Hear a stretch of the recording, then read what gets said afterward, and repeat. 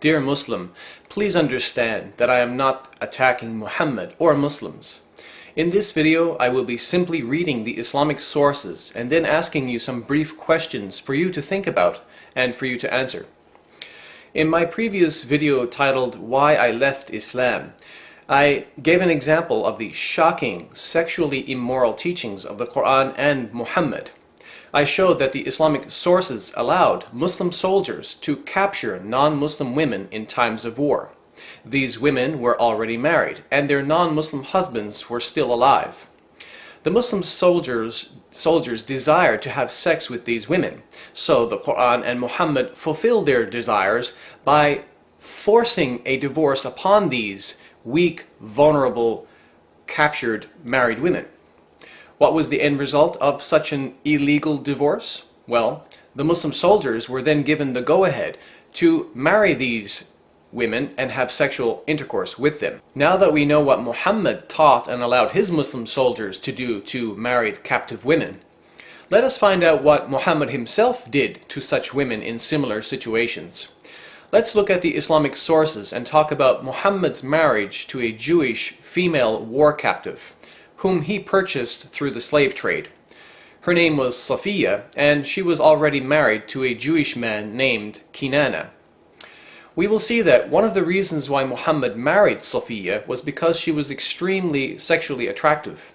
Additionally, some of the narrations say that she was the daughter of an important Jewish tribal leader. In Sahih al-Bukhari, Volume 3, Hadith number 2235, narrated Anas bin Malik, the Prophet came to Khaybar, and when Allah made him victorious and he conquered the town by breaking the enemy's defense, the beauty of Safiya bint Huyay bin Akhtab was mentioned to him, and her husband had been killed while she was a bride. Allah's Messenger selected her for himself. عن أنس بن مالك قال: قدم النبي خيبر فلما فتح الله عليه الحصن ذكر له جمال صفية بنت حيي بن أخطب وقد قتل زوجها وكانت عروسا فاصطفاها رسول الله لنفسه. Now you may be wondering how Sophia's husband was killed. Well, as grotesque and as shocking as it will seem, Muhammad had her husband Kinana brutally tortured by using fire, and then he was beheaded. Muhammad married her shortly afterward. So to add insult to injury, not only did Muhammad take this man's life and his wife, but he took this Jewish man's wealth also, as we read in the book called Sira Rasulillah, or the biography of the Messenger of Allah by Ibn Ishaq, on pages 514 and 515. Starting from the bottom we read, when the apostle, meaning Muhammad, had conquered Al-Qamus, the fort of Ibn Abu al-Huqayq, Safiya, who was the daughter of Huyay bin Akhtab, was brought to him along with another woman. Bilal, who was bringing them, led them past the Jews who were slain, and when the woman who was with Safiya saw them, she shrieked and slapped her face and poured dust on her head.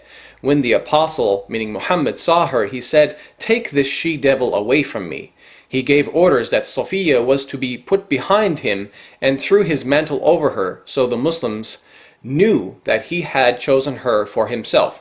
If you read just a few lines down, it says about Safiya, she was the wife of Kinana ibn al-Rabi' ibn Abu al-Huqayq. Now let's continue reading where it says the rest of the affair of Khaybar. Kinana ibn al-Rabi', who had the custody of the treasure of Banu an-Nadir, was brought to the apostle, who asked him about it. He denied that he knew where it was. A Jew came to the apostle and said that he had seen Kinana going around a certain ruin every morning early. When the apostle, meaning Muhammad, said to Kinana, "Do you know that if we find you have it, I shall kill you?" He said yes. The apostle gave orders that the ruin was to be excavated, and some of the treasure was found. When he asked him about the rest, he refused to produce it. So the apostle, meaning Muhammad, gave orders to, quote, torture him until you extract what he has. So he kindled a fire with flint and steel on his chest until he was nearly dead. Then the apostle, meaning Muhammad, delivered him to Muhammad bin Maslama, and he struck off his head in revenge for his brother Mahmud. You just saw on page 515 of the biography that Kinana was also known as Ibn Abi al-Huqayq. So by reading the following hadith, we can match some important details and verify that Muhammad indeed had Kinana killed. In Sunan Abi Dawood, volume 3, hadith number 3006, we read the following. About 3/4 down the page we read, "So Ibn Abi al-Huqayq was executed, and their women and children were taken captive." The Arabic says, فَقُتِلَ ابْنَ أَبِي الْحُقَيْقِ وَسُبِيَ نِسَاؤُهُمْ وَذَرَارِيُّهُمْ. And according to the webpage sunnah.com, this same hadith is classified as authentic or hasan according to hadith scholar Al-Albani. Now, as I mentioned, Muhammad married Sophia shortly after he had her husband executed. But if you're not already disgusted, it's even more shocking to find out that Muhammad was also responsible for the execution of her father and brother. We read in the History of At-Tabari, volume 39, page 185, quote, "While the Prophet was lying with Sophia, Abu Ayyub stayed the night at his door. When he saw the Prophet in the morning, he said, 'God is the greatest.' He had a sword with him. He said to the Prophet, 'O Messenger of God, this young woman had just been married, and you killed her father, her brother, and her husband, so I did not trust her not to harm you.' The Prophet laughed and said, 'Good.'" So it seems even Muhammad's companions were questioning such a marriage, and they feared for his safety, as no woman in her right mind would love a man who was responsible for the execution of her own family members.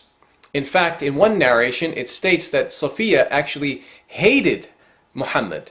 In a book called Dala'ilun Nubuwa by Imam al-Bayhaqi, volume 4, page 230, we read, quote, "قالت وكان رسول الله من أبغض الناس إلي قتل زوجي وأبي فما زال يعتذر إلي," which means, Sophia said, "I hated the Messenger of Allah more than any of the people. He had killed my husband and my father, therefore he kept apologizing to me." Additionally, we know that Muhammad purchased Sophia from a man named Dihya, who had already taken Sophia as his own female captive. Therefore, Muhammad purchased her through the slave trade. We read in Sunan Ibn Majah, volume 3, hadith number 2272, عن أنس أن النبي اشترى صفية بسبعة أرؤس.